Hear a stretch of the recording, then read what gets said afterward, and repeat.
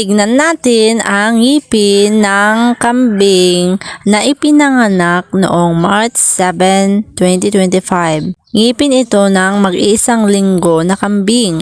Noong 3 araw nila ay lumalabas na ang mga ngipin na iyan. Hindi naman po nasaktan ang kambing, maingat naman akong naghawak. Kaya lang yung nanay parang nag-aalala kapag kinukuha mo ang anak niya. Ganyan na sila kalakas magdede sa kanilang ina. Katulad ng sinabi ko dati, huwag muna ipastol doon sa bukid kasi hindi natin mababantayan na mabuti. Dito lang muna sa bahay at magtiis na magdamo para may makain sila. Noong first 3 days ay medyo basa yung tae nila. Akala namin may masama nang nangyari pero nasobrahan lang yata ng dede. Ito naman yung sinusubaybayan ko. Yung mga unang naipanganak na 2 kambing na lalaki. Itong isa ay may tumutubo ng sungay. Ito naman ay mag-iisang buwan na.